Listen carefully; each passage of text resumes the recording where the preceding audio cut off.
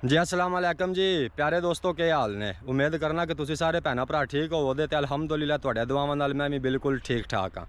तो सर जी साडे पिंड विच होया डकैती का वाक़या, तुहानूं ओहदी पूरी तफसील दसना किस तरह वाक़या होया, किहदे नाल होया ते किहड़े टाइम उत्ते वाक़या होया। तो जनाब वाक़या होया 14 तरीक वाले दिन, तो अज 17 तरीक हो गई। मैं थोड़ा जिन्ना मसरूफ आया तो इस वजह तो थोड़ी जिन्नी वीडियो लेट बन रही है। तो 14 तरीक वाले दिन 1 बजे का वाक़या है। साढ़े पिंड है, हुण तुसीं वेखदे हो पे सामने वो मेन रोड है, ठीक है जी। नसार वल्द मोहम्मद बशीर, नसार अहमद वल्द मोहम्मद बशीर डिंगे शहर तो आ रहे वापसी अपने घर मौजियां वाले। तो ठीक जिस वक्त इस जगह पर पहुँचे ने ना, तो अगू जनाब 2 मोटरसाइकिल वाले आए ने, तो उन्होंने आन के उस बंदे नूं रोक लिया नसार अहमद नूं। तो वह असले के जोर उत्ते ओहदे नसार अहमद के मुताबिक, ठीक है जी, एक ने वो कान उत्ते पिस्तौल रख लिया, तो दूजे ने जो ड्राइवर आया मोटरसाइकिल का उन्हें पिस्तौल सामने की रखा है। तो उन्होंने जनाब डकैती की जिहदे विच ओहदा 15,000 रुपया ATM कार्ड शनाख्ती कार्ड वगैरह ने ना जेडे वो लैंदो गए ने। तो काम वो केड़ा करदा, काम वो करदा मिस्त्रियां वाला। नसार अहमद के मुताबिक ओहदे मोटरसाइकिल के उत्ते औजार भी टंगे आए मिस्त्रियां वाले। तेसी कांडी जिहड़ी होंदी है ना, वो जिहड़ी उन्होंने तेसी कांडी ला के यह जिहड़ा नाल है सेम वाला सूआ है ना, यह सेम वाले सूए भी सट्टी है। तो जिहड़ा उन्हां दा बटवा आया वो बटवा उन्होंने अपनी जेब च पा लिया। तो अगे जाके ना थोड़ा जिन्ना अगे थोड़ी जिन्नी पुली अगे आती है, उस पुली को जाके ना उन्होंने डकैटा ने उनका मोबाइल जिहड़ा सट्टिया। तो जाके नसार ने फिर मोबाइल अपना लपया।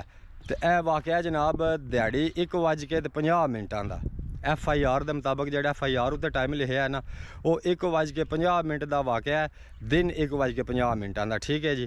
तो वेख लो वो वसदा लोग है, कोई लुगा राह नहीं है, सारे लोग दी आमदोरफ्त है ना जी वो ऐसे रस्ते ही होंगी है। तो दिहाड़ी 1 बजे यह जेडे मकाम उत्ते असीं खलोते हैं ना, ऐसे मकाम उत्ते ही वो नाल डकैती हुई है। तो हुण आखिए इत्थे हालांकि इस जगह उत्ते ना इस रोड के उत्ते पंजाब पुलिस वाले साढ़े जिहड़े रसूल चौकी वाले ने ना, वो बड़ा ज़्यादा नाका लाते हैं, बहुत ज़्यादा नाका लाते हैं, ठीक है जी। तो बाकी फिर भी वेख लो डकैती हो गई है। उन्हें आखिया जो पंजाब पुलिस वालों का कसूर है, उन्होंने मस्किना का तो कसूर नहीं है, वो तो अपनी ड्यूटी पूरी पे करते हैं, ठीक है जी।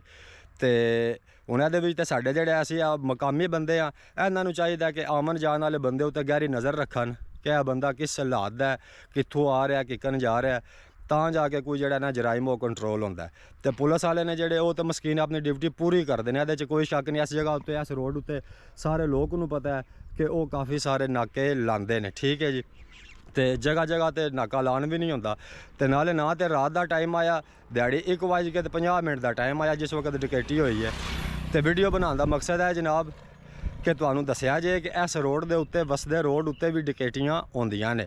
तो मकामी बंदियां चाहिए कि हर ऐरे गहरे बंदे उत्ते नज़र रखन, तो हर ऐरे गहरे बंदे नूं पहचानन, तो किसी भी मशकूक शख्स की जी इतला है ना वो फौरी 15 ते करन, ताकि जो जुराइम है उसनूं कंट्रोल किया जा सके।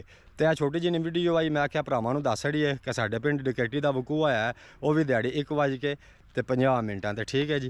वो जगह जे तुसीं वेखदे हो पे बिल्कुल कोई लुगा रोड नहीं है, नाल ही अगे लोग है।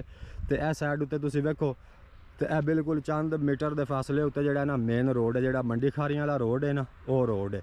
तो इस रोड के उत्ते जनाब दिहाड़ी 1:50 ते डकैती का वाक़या होया है। तो जेकर हो सकता है तो कोशिश करो कि जिन्ने भी है लोग दे विच तुसीं ओपरे बंदे वेखदे हो ना, बंदे दे जिहड़ा डकैटर बंदा होंदा है ना, उहदे चेहरे दी पहचान हो जाती है, ठीक है जी। तो उहदी फौरी तौर पर इतला है जी 15 नूं दिओ, अपने सिक्योरिटी इदारियां नूं इतला दिओ, ताकि जराइम है जिहड़ा वो कंट्रोल किया जा सके, ठीक है जी। मेहरबानी, शुक्रिया।